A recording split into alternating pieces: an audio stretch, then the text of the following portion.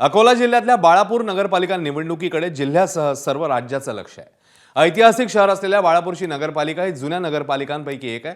या शहरावर गेल्या 65 वर्षांपासून माजी आमदार नातिकोद्दीन खतीब घराण्याची सत्ता आहे। यावेळी बाळापूरचं राजकारण कसं असेल, कोणते मुद्द्यांच्या भोवती राजकारण फिरणार आहे, स्थानिकांकडून जाणून घेतले आमच्या प्रतिनिधींनी। पाहूया। अकोला जिल्ह्यातलं ऐतिहासिक शहर अशी बाळापूर शहराची ओळख।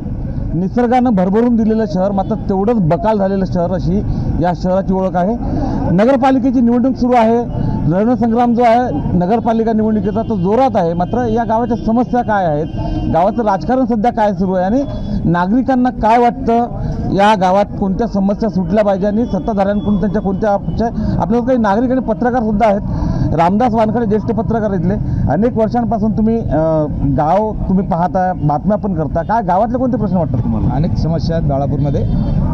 बाळापूरचं अतिक्रमण आहे, नंतर रोड आहे, रस्ते आहेत, सार्वजनिक रस्ते आहेत, बऱ्याच समस्या प्रलंबित आहे अनेक वर्षापासून।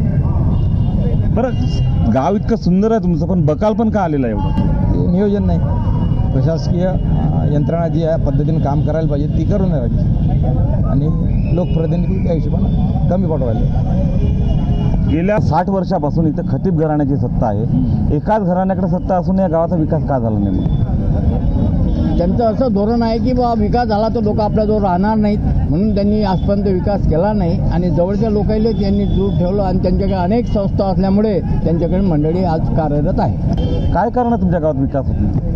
विकास न व्हायचं कारण हे आहे की राजकीय जे पदाधिकारी आहेत किंवा जे काम करू शकतात, नगरसेवक म्हणा, नगराध्यक्ष, त्यांनी ते काम करायला पाहिजे। गेल्या कित्येक वर्षापासून प्राथमिक सुविधा ज्या आहेत, आरोग्य असो, शिक्षण असो, क्रीडा संकुलनाचा मुद्दा असो, इथं कुठल्याही प्राथमिक सुविधांकडे त्यांचं लक्ष नाही आहे आणि ह्या गोष्टी प्राथमिक जेव्हा शहरवासियांना मिळतील त्यातूनच शहराचा विकास होईल, वर शहरवासी त्यांच्याकडे त्यांचा ओढा वाढू शकतो। राजकीय इच्छाशक्तीचा अभाव असल्याचं म्हणताय। हे जी चहाची टपरी आहे, सर्वात मध्यवर्ती असं ठिकाण आहे। गावातले सर्वात मोठ्या घडामोडी किंवा चर्चा ज्या आहेत ते इथंच होतात। हे काका आहेत, गेल्या अनेक वर्षांपासून चहाची टपरी चालवतात। काका, तुम्ही गाव आहे तसंच पाहिलेलं आहे, गावातली फरक का पडत आहे? 50 वर्षापासून एकच नगराध्यक्ष आहे, विकासाचं काही काम झालेलं नाही। आठवडी बाजाराला जागा नाही, खेड्यापाड्याचे लोक येतात, बाहेर लोक बाजारासाठी येतात, त्याला लघवीला जागा नाही, पाणी प्यायची व्यवस्था नाही, ट्रॅफिकची इतकी अडचण आहे की विचारू नका। 50 वर्षापासून काही विकास नाही। नितीन भाऊ देशमुख आले तेव्हापासून काही काही थोडंफार सुधारणा होऊन राहिली, त्याच्या पहिले तर काही झालेले नहीं। क्या गांव में कौन से काम होने चाहिए ऐसा लगता है आपको? ये कुछ सुधार होना चाहिए, यहाँ कुछ सुधार ही नहीं है, कोई चीज़ का सुधार नहीं है। यहाँ पे परेशान है पब्लिक, परेशान, रोड का विकास ही नहीं है यहाँ पे। साहब है बोलते लेकिन कुछ काम नहीं करते, कुछ भी नहीं काम है, सब परेशान, पब्लिक बहुत परेशान। 50 साल से बालापुर में कुछ हुआ ही नहीं है, 70 साल कुछ भी नहीं, विकास ही नहीं है यहाँ पर, इसलिए बदलाव। पब्लिक परेशान है। तुम्हाला काय वाटतं इतकं सुंदर गाव आहे तुमचं? सर, गांव सुंदर है, सब कुछ है। बालापुर का 80 साल हो गया आज, बचपना पूरा गुजर गया, विकास बिल्कुल नहीं हो रहा बालापुर का। 3 नदियाँ हैं, बाजार सही नहीं है सर, जाने को रास्ते सही नहीं है, विकास बिल्कुल। ये जो रोड है ना, रोड के अंदर में अगर रात के अंदर में चला तो गड्ढे के अंदर में पैर जा रहे हैं आदमी के। गाव में गड्ढा है, गड्ढे के अंदर में गाँव है पूरा।